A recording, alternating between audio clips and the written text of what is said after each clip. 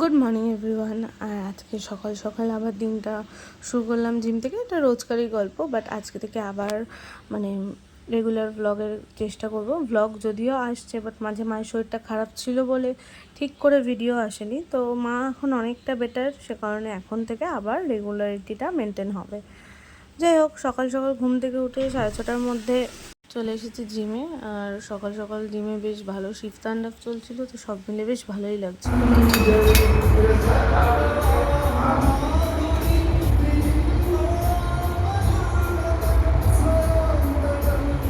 তো যেহেতু একদম ফার্স্ট মর্নিংয়ে চলে যাই আমি, তো সেই জন্য প্রথম দিকে এই শিব তাণ্ডব বলো, হনুমান চালিসা বলো, এই ধরনেরগুলো চলে বেশ।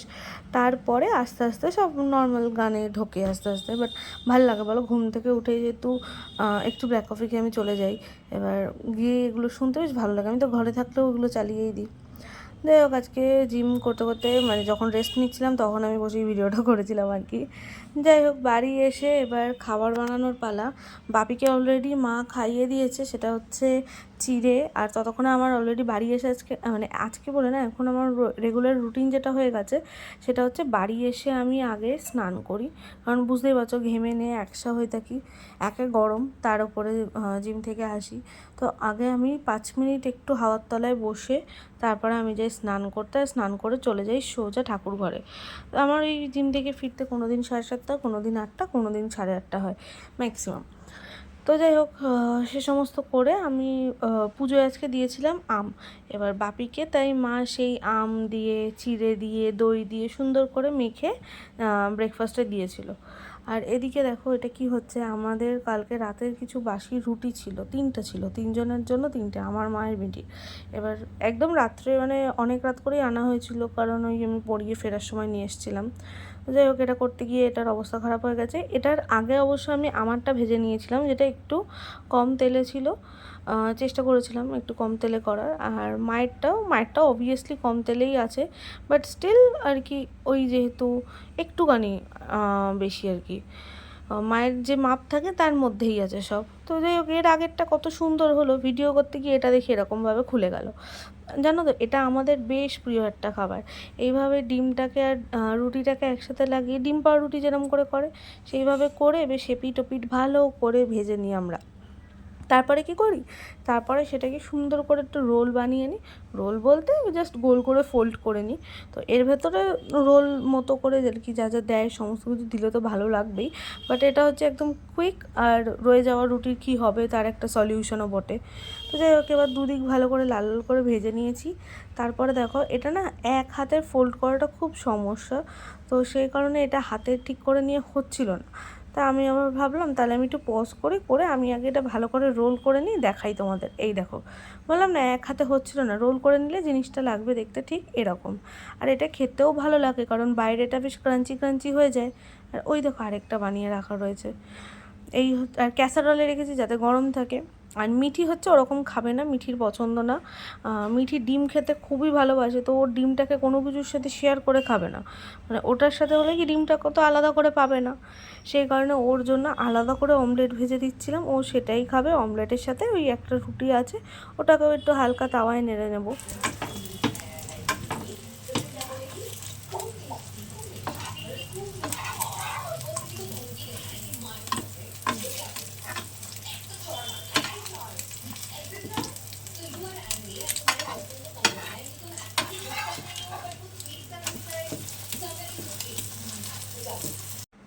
এই যে ডিম ভাজা কমপ্লিট মিঠির। এবার এই ডিম ভাজাটাকে রেখে দিলাম, আর ওর রুটিটাকে কিছুই না, এই তাওয়াটার মধ্যে একটু, যেহেতু কালকের রুটি না, একটু যাতে ঠিকঠাক লাগে সেই জন্য একটু ওই রুটিটাকে এখানেই এপাশ ওপাশ করে নেবো, যাতে ওর একটু খেতে ভালো লাগে। তো যাই হোক, এইভাবে হচ্ছে আজকে সকালের খুবই কুইক। আর রয়ে যাওয়া রুটির রয়ে যাওয়া রুটিটা যাতে ফেলতেও না হয়, এদিকে কুইক একটা রেসিপি। তো যাই হোক, খেতে বেশ ভালোই লাগে। মানে কাজ কম করে কি করে থাকা যায় না, কি বলো? যাই হোক, এটা হচ্ছে একদম তাড়াতাড়ি, সময় কম লাগবে এরম একটা জিনিস। রুটিটা দেখো এপাশ ওপাশ সুন্দর করে ভেজে নিয়েছি, আর ও এই জিনিসটাও খেতে বেশ ভালোবাসে। এটা হচ্ছে মিঠির ব্রেকফাস্ট। ও আচ্ছা, এর সাথে রয়েছে আমাদের সকলের জন্যই, সেটা হচ্ছে ফ্রুটস। আর এই যে এখানে রয়েছে আমাদেরটা, আর এই হচ্ছে ফল। এখানে আম আছে, পেঁপে, পাকা পেঁপে আছে, শসা আছে। এই যে মিঠিকে 3 রকম ফলের সাথে ওটা দিয়ে দিলাম। আর আমি আমটা খাবো না, আমি আমটা অ্যাভয়েড করছি। আর আমি খাবো হচ্ছে এর বদলে আমার টিফিনে থাকবে হচ্ছে একটু দই, 2টো পাকা পেঁপে, 3টে শসা আর ওই একটা রোল মতো, আর বাকিগুলো মায়ের। তো আমাদেরটা আমরা একসাথেই নিয়ে গেছিলাম। এই দেখো, এই যে একসাথে করা। স্নান করে খেয়ে দিয়ে বসে আছি। আজকে শরীরটা বেশ ভালো লাগছে।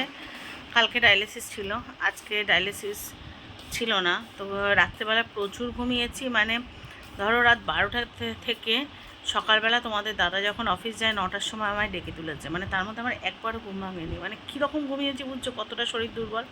মানে এই কদিন এতটা উইক হয়ে গেছি যে শরীরটা প্রচণ্ড দুর্বল হয়ে গেছিলো।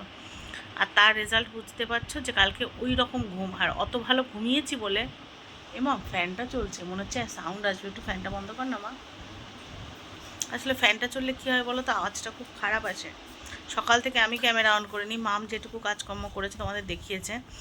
তো প্রচুর ঘুমিয়েছি, তার রেজাল্ট হচ্ছে খুব সুন্দর, মানে ঘুম হয়েছে। তো ভুলভাল বলছি দেখেছো, তার রেজাল্ট হচ্ছে মানে খুব ভালো লাগছে, ফ্রেশ লাগছে। তবে এটা সত্যি কথা, উঠে ঘুরে বেড়ালেই মাথাটা ঘুরছে। আর সেই কারণে সকাল থেকে মাম বা ওর বাবা কেউ আমায় উঠতে দেয়নি। শুধুমাত্র তোমাদের দাদা যাওয়ার সময় আমায় ডাকলো, যেহেতু একসাথে চা, ও চাটা কীরকম বলো তো আমাদের বাড়িতে, সকাল বা বিকাল যখনই বলো না কেন, একসাথে চা না খেলে ঠিক স্যাটিসফ্যাকশান আসে না। তো সেটাই ওই জন্যও ডাকলো যে চলে যাবে। আর কি যাওয়ার সময়, বাড়িতে থাকলে যাওয়ার সময় একটু না ডেকে গেলে তার শান্তি হয় না কি। আর আমি থাকলে কি হয়, তাকে না খেয়ে যেতেও দেই না। তো সকালবেলা তখন আর ক্যামেরাটা অন করা হয়নি, যেহেতু সদ্য ঘুম মানে ভেঙেছে। তো মাম তোমাদের দেখিয়েছে আমরা কি খেয়েছি, কিন্তু তোমাদের দাদা কি খেয়েছে মাম দেখায়নি। ওকে দেওয়া হয়েছিল দই চিড়ে। আর মাম তখন সকালবেলা পুজো হয়ে গেছিলো বলে পুজোর প্রসাদের আম ছিল, ওই দই চিড়ে আম একসাথে মেখে দিয়েছিলাম। আমি বলেছিলাম যে রুটি আছে খাবে, অমলেট করে দিলে। বললো না আমি খাবো না, আমার মানে সকালবেলা একটু ঠান্ডা কিছু খেতে চাই। আসলে বুঝতেই পারছো এত বীভৎস গরম পড়েছে, একটু ঠান্ডা ঠান্ডা খাবার খেয়ে গেলে শরীরটা ভালো থাকে। তুই মুখের মধ্যে জল লাগাচ্ছিস কেন? মিঠি মুখের মধ্যে জল লাগিয়ে এসি ঘরে বসে আছে। আর তোমাদের মনে হবে ঘরটা অন্ধকার, রাত, তা নয় কিন্তু। মাম জানলার উপরে এমন এমন পর্দা দিয়েছে পুরো অন্ধকার হয়ে গেছে। তার একটাই কারণ, যেহেতু বাইরে বিভৎস গরম, তো হলকা ঢুকছে। এবার জানলাটা যেহেতু কাঁচের, ঘরটা গরম হয়ে যাবে না, এসি মানে অতটা ভালো কাজ করবে না, ঘরটা বেশি ঠান্ডা হবে না। আর এখানে বসে বসে মানে আমি শুধু স্নানে গেছি আর খেয়েছি, এটাই করেছি।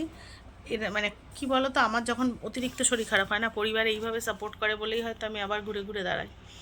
তো খেয়েছি আর ঘুমিয়েছি।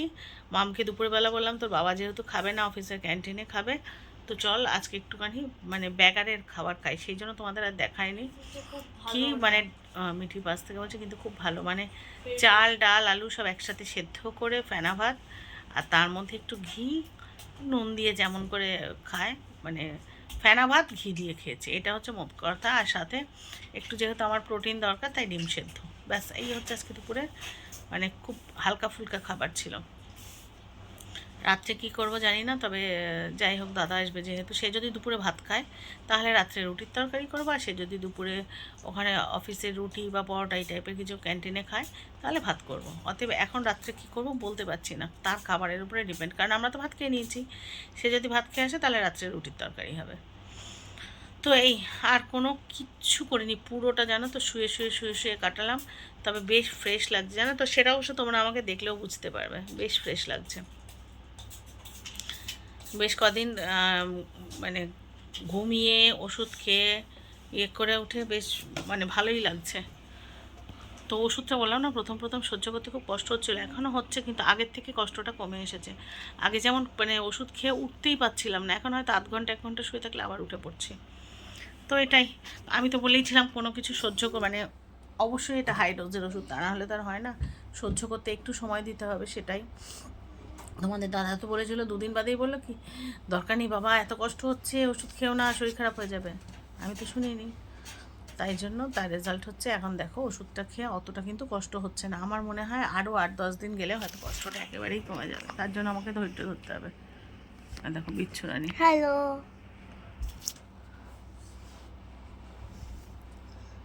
ওই খানা দিব্যাই শুয়ে। যাই হোক চলো, এবার খাওয়া দাওয়া তো হয়ে গেছে, এবার বসেছিলাম ওষুধ খাওয়ার টাইম হয়ে গেছে বলে, ওষুধ খাওয়ার টাইম হয়ে গেছে, এবার ওষুধটা খাবো, খেয়ে শুয়ে পড়বো। আবার মিঠি নাচের ক্লাস আছে, মিঠির এখন প্রতিদিনই নাচের ক্লাস আছে, রিহার্সাল না ক্লাস নয়, ভুল বলেছি, রিহার্সাল, কারণ ওদের অ্যানুয়াল ফাংশনের সময় হয়ে আসছে। চলো সঙ্গে থাকো। তো আমি তৈরি হয়েছি, হাঁটতে যাব, আর মাম যাবে আমার সাথে, মাম যাবে পড়াতে, একসাথে বেরোবো। মিঠি গেছে নাচের স্কুলে, ওকে ওর বাবা নিয়ে ফিরবে অফিস থেকে ফেরার সময়। ভাবলাম একটু হেঁটে আসি, দুদিন হাঁটতে যাইনি, একটু হাঁটার দরকার আছে আমার। হ্যাঁ, প্রথমত ঘামটা রিলিজ হয়, এটা শরীরের জন্য, আমাদের মতো মানুষের শরীরের জন্য অত্যন্ত ভালো। আর দ্বিতীয়ত আমার একটু দম আগের থেকে একটুখানি হলেও, সেটা হয়তো 10% হলেও বেড়েছে। হ্যাঁ, নাহলে এত শরীর খারাপের পরেও এত তাড়াতাড়ি রিকভারটা করলাম কী করে। বেশ শরীর খারাপ গেছিলো, কিন্তু ওষুধ শুরু হওয়ার পরে কিন্তু দমের কষ্টটা যা হোক একটু হলেও বেড়েছে। আশা করি আস্তে আস্তে দমের কষ্টটা কমবে। না, মাম পড়াতে যাবে, আমি বললাম চল মা একসাথে বেরোই, তুই পড়াতে চলে যা আর আমি হাঁটতে যাই। তো চলো সঙ্গে থাকো। তো এই দেখো আমরা দুজনে বেরিয়ে পড়েছি, কে মা কে মেয়ে বলো, মেয়ে বড় হয়ে গেছে মায়ের থেকে। তো চলো, তো এখান থেকে মাম যাবে বাঁ দিকে, আর আমি যাব মুকুল বোস মাঠে হাঁটতে, একসাথে বেরোলাম। চলো যাই, তোমাদের দেখাই। আর আজকে মিঠি বাবার বাবাকেও আমার সঙ্গে নেই। তো ওই যে মাম চলে যাচ্ছে, আর আমি এদিক থেকে যাচ্ছি। মাম চলে গেল পেছন দিয়ে, আর আমি এদিক দিয়ে চলে যাবো। প্রচুর মানুষ হাঁটে এই সময়, প্রচুর বাচ্চারা খেলা করে, ভীষণ ভালো লাগে। চলো যাই। এই সময় আমাদের পুচকে তিতলিটাকে মিস করছি, তিতলিটা থাকলে ওটাকে নিয়ে গিয়ে খেলা করাতাম, আর আমি গিয়ে হাঁটতাম। চলো সঙ্গে যাই। তো মাঠে এসে গেছি, জাস্ট টানটা নিলে মাঠ শেষ। আজকে মাম মিঠি কেউ নেই যে আমায় হাঁটার সময় ভিডিও করে দেবে, তো আবার ভিডিও করে বেরোবো, সরি হেঁটে বেরোবো, তারপরে ভিডিও করব। কারণ 2-1 পাক যাই হাঁটি, তখন ভিডিও করার দিকে কনসেন্ট্রেশন থাকলে হয় না। আমি হয়তো 1 পাক কি 2 পাক হাঁটবো, তার বেশি আমার ক্ষমতা নেই, তবু চেষ্টা তো করবো বলো। দেখো চলো মাঠটা দেখাই। এই যে সব বাচ্চারা খেলছে, প্রচুর লোক।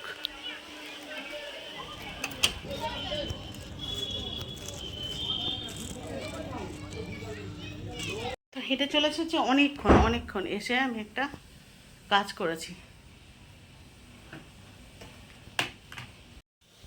তো হেঁটে চলে এসেছি অনেকক্ষণ, এসে এই সবজিগুলো কেটেছি, ডালি আর খিচুড়ি করবো। তোমাদের দাদা বললো দাঁড়াও ক্যামেরাটা না কেমন লাগছে ঠিক করে আনি, সাদামাটা ফোন ইউজ করি, অতএব ক্যামেরা কোয়ালিটি তো সাধারণ, মাঝে মাঝে ঘোলা হয়ে যায়, তখন একটু ঠিক করার চেষ্টা করি। তো তোমাদের দাদা হলো রাত্রেবেলা ভাত খাবে না, এবার রুটি খেলে আমার আবার হজম হয় না, প্রবলেম হয়, তা ভাবলাম একটু ডালি আর খিচুড়ি করি। মিঠি বললো ডালি আর খিচুড়ি খাবে, আর তোমাদের দাদা ফেরার সময় মিঠিকে নাচের স্কুল থেকে নিয়ে তাই ফিরেছে। আর আমি একটা জিনিস আজকে করেছি, বিকালবেলা করেছি, তখন আর ক্যামেরা অন করা হয়নি, তোমাদের দেখাই, এখন তুলবো, তা ভাবলাম তোমাদের সাথে আগে শেয়ার করি, তারপরে এটাকে কন্টেনারে তুলবো। চলো, মিঠি অনেক দিন থেকে চাইছে, করাও হচ্ছে না, শরীরটা ঠিক নেই বলে। দাঁড়াও দেখাই, আমের জেলি আচার, হ্যাঁ হয়ে গেছে একদম, দেখো পুরো আলাদা আলাদা হয়ে যাবে, এইভাবে হয়েছে মিষ্টি আচার। হ্যাঁ, এটা মিঠি একেবারেই টক খেতে পারে না, এবার ওর বাবা 2-3 দিন এনে রেখে দিয়েছে, 3 আগে এনে রেখে দিয়েছে, কন্টেনারটাও মেজে রেখেছি, এনে রেখেছি, কিন্তু করতে পারছিলাম না, শরীরটা ভালো যাচ্ছিল না।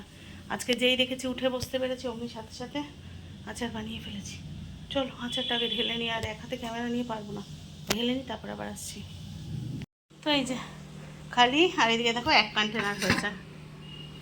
এটা এত ভালো হয়েছে না খেতে, এত ভালো হয়েছে খেতে। আমি একটা দাঁড়া, মুখে উল্টো হয়ে গেছে, ক্যামেরার উল্টো দিব, বোঝা বল।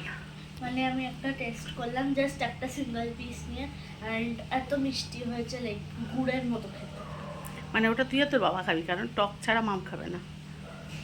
মিষ্টি আছে। এখন নাচের ক্লাস থেকে ফিরলাম। এই যে হাতের থেকে ক্যামেরা পড়ে যাচ্ছিল। আমি নাচের ক্লাস থেকে ফিরলাম এখন। আজকে ভাবছি মিঠির একটু নাচের ক্লিপিং অ্যাড করে দেবো। তো সবাইকে খেতে টেতে দিয়ে স্নান করে, মানে স্নান নয়, গা ধোয়া আর কি করে ঘরে চলে এসেছি। তোমাদের সাথে শেয়ার করব যে ডালিয়াটা, সেটা ভুলে গেছি, মনে নেই, খাওয়া দাওয়া দেওয়া হয়ে গেছে, পরে মনে হলো ইচ্ছা ডালিয়াটা শেয়ার করলাম না। তো তবে ওরা বলছিল খুব ভালো হয়েছে নাকি মিঠি। ফ্যান চালিও না, আওয়াজ হবে একটু। হ্যাঁ, আর একটু দাঁড়াও মা। আমি শুধু কয়েকটা কথা বলার জন্য তোমাদের কাছে এলাম। অনেকেই বলছিলে অ্যালোপ্যাথি ওই ডাক্তারকে জিজ্ঞাসা করেছি কিনা হোমিওপ্যাথি ওষুধ খাচ্ছি। হ্যাঁ বলেছে এর জন্য অ্যালোপ্যাথিতে কোনো ওষুধ অসুবিধা হবে না, বা হোমিওপ্যাথি ডাক্তারকেও বলেছি যে আমার কিন্তু যে ওষুধগুলো কন্টিনিউ করি সেগুলো বন্ধ দিতে পারবো না। তো উনিও বলেছেন সমস্যা নেই, শুধু গ্যাপ মেনটেন করে খেতে, মানে মিনিমাম 15 মিনিট গ্যাপ খেতে। তো সেটা একটা বলার ছিল। আর একজন প্রশ্ন করেছেন যে ব্লকেজ কি হোমিওপ্যাথি ওষুধে খোলে? ওটা তো অপারেশনে হয়। আমিও জানি, যদি ব্লকেজ অপারেশনে খোলা নাই হতো তাহলে ভেলোর অবধি দৌড়াতাম না, দুবার অপারেশনের চেষ্টা করতাম না। এটা প্রথমত। দ্বিতীয়ত, আপনি হয়তো ভাবছেন যে আমার হার্টের ব্লকেজ, আমার কিন্তু হার্ট ব্লকেজ নয়, আমার পাম ক্যাথ থেকে ভেনে ব্লকেজ এসেছে, যেটা কিন্তু সম্পূর্ণ ডিফারেন্ট। আর 5টা ব্লকেজের সাথে আমাদের মতো ডায়ালিসিস পেশেন্টদের ব্লকেজ এক করলে চলবে না। সেক্ষেত্রে কি আমাদের ব্লকেজ যে মানে পাম ক্যাথ থেকে যে ব্লকেজ এসছে সেটা খোলার একটা রাস্তা হচ্ছে ওই যে ব্লাডগুলো আমাদের জমে গেছে, মানে ভেনের মধ্যে জমে ক্লট করে গেছে।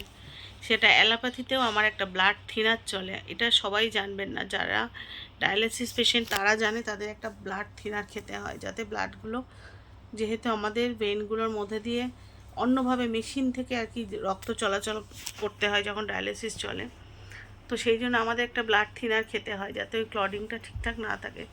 তো সেটা যেমন চলে, এটাও হোমিওপ্যাথিতে সেই ওয়ান কাইন্ড অফ ব্লাড থিনারই দিয়েছে, যদি ওই মানে যেটা ব্লাড ক্লট করে আছে সেই ক্লডিংটা ভাঙা যায়। আর অ্যালোপ্যাথিতে যেহেতু ওই থিনারটা দিয়েছে, তার মানে এই নয় যে এটা করাই যাবে। আমার ডাক্তার কিন্তু বলেছে এটা আমরা চেষ্টা করে দেখতে পারি, এটা হওয়ার সম্ভাবনা খুবই কম। আমায় যেটা অ্যাসিওরেন্স দিয়েছেন সেটা হচ্ছে ওই যে আমার গ্রোথটা হয়েছে সেটা কমে যাবে, আর এটা ওনারা বলেছেন চেষ্টা করবেন। সেটা আমার কলকাতা থেকেও আমাকে কিন্তু ব্লাড থিনারই দিয়েছে। আর ওই যেহেতু আমি দুবার ওটিটা করে ফেলেছি, মানে দুবার চেষ্টা করাও হয়ে গেছে, থার্ড টাইম যেতে গেলে আমাকে হিউজ অ্যামাউন্ট গুছিয়ে আবার যেতে হবে, যেটা আমার পক্ষে এক্ষুনি সম্ভব না। অন্তত ব্লাড থিনার টাইপের ওষুধ খেয়ে বাদ বাকি ভেনগুলো যেন ব্লক না হয়, সেই ভেনগুলো যাতে ঠিক থাকে সেই চেষ্টাটুকুই হচ্ছে। তাই হয়তো কিছুটা বলি, সব কিছু তো এত ডিটেল বলা যায় না ব্লগিংয়ে, কিন্তু ওই যে সবাই ছোট ছোট ক্লিপ দেখে জাজমেন্ট করতে আসে, সেইখানেই প্রবলেম হয়ে যায়। যাই হোক, যেহেতু এটা পরিবার, আর পরিবারের কাছে ক্ল্যারিফাই করতে আমি বাধ্য, তাই আমি আমার মানে তাদের জিজ্ঞাসার উত্তর অবশ্যই দিলাম। এতটা তো লিখে উত্তর দেওয়া যায় না, সেই জন্য ব্লগিংয়ে মানে ব্লগের পার্ট করে দিলাম যে মানে কীভাবে খোলা যায় না, মানে ব্লকেজ খোলা যায় না। আমি কিন্তু কোনো দিন বলিনি যে আমার হার্টে ব্লক হয়েছে, আমার কিন্তু হার্ট ব্লকেজ নেই। আমার কিন্তু পাম ক্যাথ থেকে আমার ডান দিকের ভেনগুলো টোটালি ব্লক, ডান দিকের ভেনগুলোর মধ্যে রক্ত ক্লট করে গেছে, যার জন্য অ্যালোপ্যাথিতে আমার যেহেতু চেষ্টা করা হয়েছে দুবার ওটি, এখনও হয়নি, আর থার্ড টাইম ওটির জন্য আমি প্রিপেয়ার হতে পারছি না। তাই অ্যালোপ্যাথি থেকে আমার এখন অন্যান্য ভেনগুলো ভালো রাখার জন্য ব্লাড থিনার দিয়েছে। প্যারালালি হোমিওপ্যাথিতে আমার ওইভাবেই ব্লাডটা যদি ক্লট ভাঙা যায় বা অন্যান্য ভেনগুলো যেন নষ্ট না হয় সেটাই চেষ্টা হচ্ছে।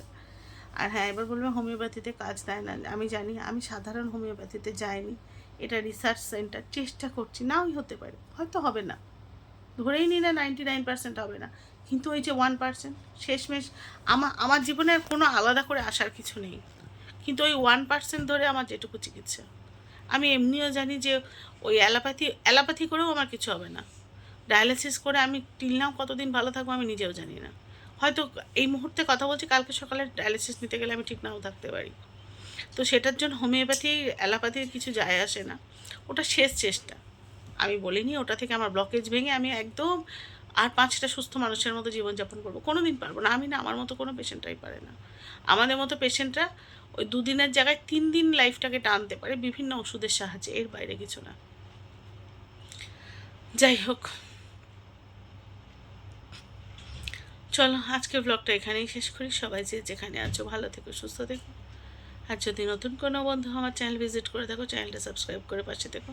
আর ব্লগটা একটুও ভালো লেগে থাকলে লাইক কমেন্ট শেয়ারের পাশাপাশি একটা হাইপ করে দিও প্লিজ। দেখা হচ্ছে নতুন ব্লগে, ততক্ষণের জন্য সবাইকে টাটা।